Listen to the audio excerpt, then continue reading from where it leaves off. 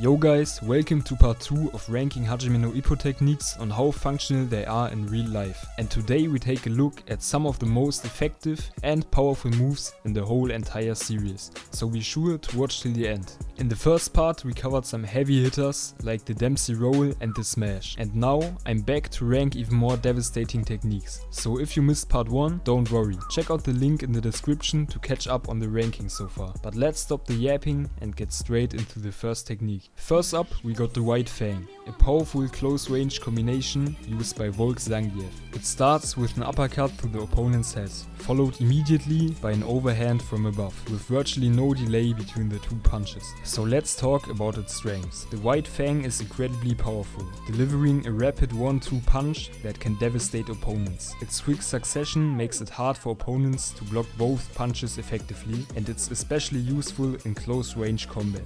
The speed and power of the White Fang can overwhelm an opponent, making it a highly effective offensive weapon. Volk even manages to use it as a finishing move, showcasing its versatility in the ring. However, the White Fang isn't without its weaknesses. One major drawback is its predictability. While the technique is powerful, overusing it can make it easier for skilled opponents to anticipate and counter, but this applies to almost every other technique too. Another key factor is stamina. The White Fang requires precise execution and timing, which can be compromised as the fight progresses and the boxer tires. This makes it less reliable in long bouts, where maintaining peak performance is challenging. Additionally, the aggressive nature of the combination can leave the user open to counters. If the opponent can withstand the initial assault, they might find openings to exploit. But to be honest, it was really a challenge to find any drawbacks of the White Fang. So taking into account all these factors, we are ranking the White Fang in the S tier. It's a highly effective technique with significant offensive capabilities, but its predictability and dependence on stamina should be taken into account. Let's talk about the Jolt Counter, utilized by none other than Ichiro Miyata. The Jolt Counter is a complex technique where the user predicts an opponent's punch, slips to evade, and then sprints forward to deliver a powerful right overhand punch. The power generated from the sprint, combined with the opponent's momentum, can cause serious damage. So again, let's first talk about its strengths. The Jolt Counter is incredibly powerful due to the combined momentum of both fighters. As a counterpunch, it catches opponents off guard, making it a potent offensive weapon when executed perfectly. But with great power comes great responsibility, as that one guy from Spider-Man once said. In this case, it's a responsibility to not die, because the Jolt Counter requires precise timing and flawless technique, and during the execution of the Jolt Counter, the boxer is exposed, and if the opponent anticipates the move, the user can be severely countered. The technique is also physically demanding, and the risk of injury is high, as demonstrated by Miyata Sr.'s career-ending jaw injury in the series. So the Jolt Counter is a hard one, because it can be in fact very powerful, but in my opinion, the risk to be completely erased from existence is too high, so it goes in the C tier. Moving on to the Dragonfish Blow, invented by Kimura while he was watching his pet fish Reiko. The Dragonfish Blow is all about misdirection. The user distracts their opponent with a left body blow, then uses the right hand to deliver a punch above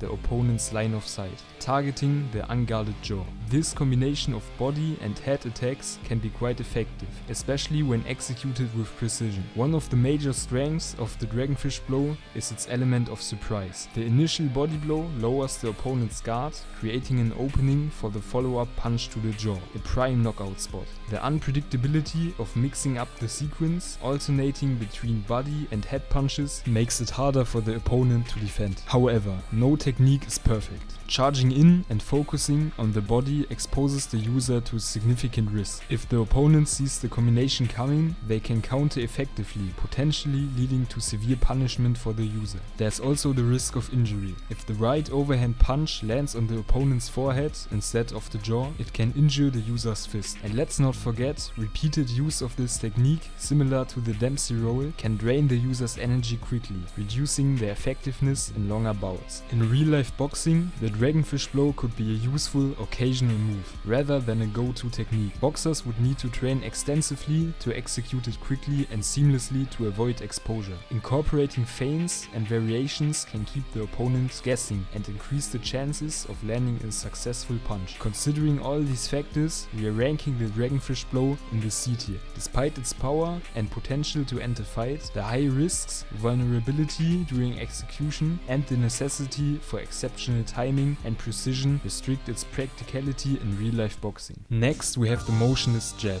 used by various characters like Ricardo Martinez and Alfredo Gonzalez. The Motionless Jab focuses on precision and surprise. Unlike traditional jabs, it has no build-up in the shoulder or elbow. By aligning the fist and shoulder with the opponent's eyes, it becomes incredibly hard to anticipate. The punch is delivered straight from the stance, making it appear as if the glove suddenly enlarges out of nowhere. So what are the advantages over a normal jab? Without the usual telegraphing movements, the jab flies faster, giving opponents less time to react. The alignment also makes it difficult for the opponent to judge the striking distance, adding an element of deception. But again, even this technique isn't without its drawbacks. Maintaining the precise alignment consistently is challenging and requires advanced skill. Despite its speed, the motionless jab can still be dodged by prepared opponents using head slips and other evasive maneuvers. Additionally, while the jab is quick and deceptive, it doesn't deal a lot of damage. In real-life boxing, mastering the motionless jab requires extensive training.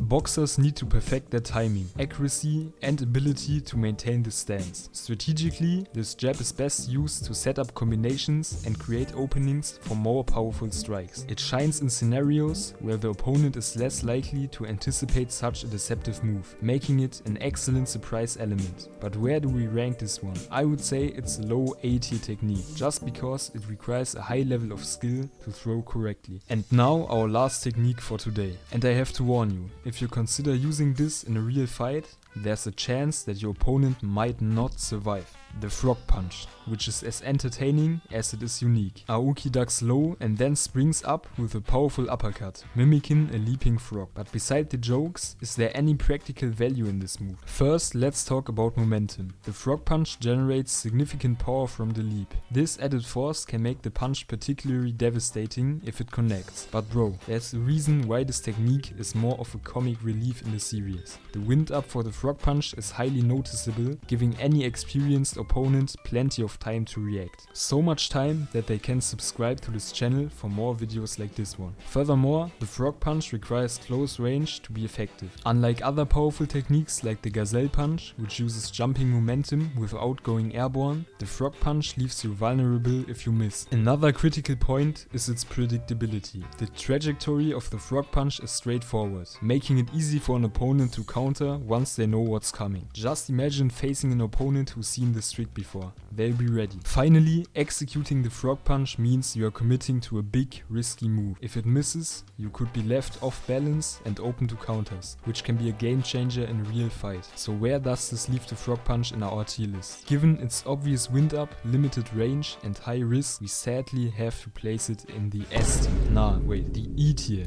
for real life practicality. While fun to watch and powerful in theory, the frog punch simply has too many vulnerabilities to be reliable in real world boxing. And that's it for the video. Let me know in the comments which techniques you would like to see next, and stay tuned for more exciting Hajimenoippo content. Until then, keep training hard, keep fighting smart, and of course, keep fighting the good fight.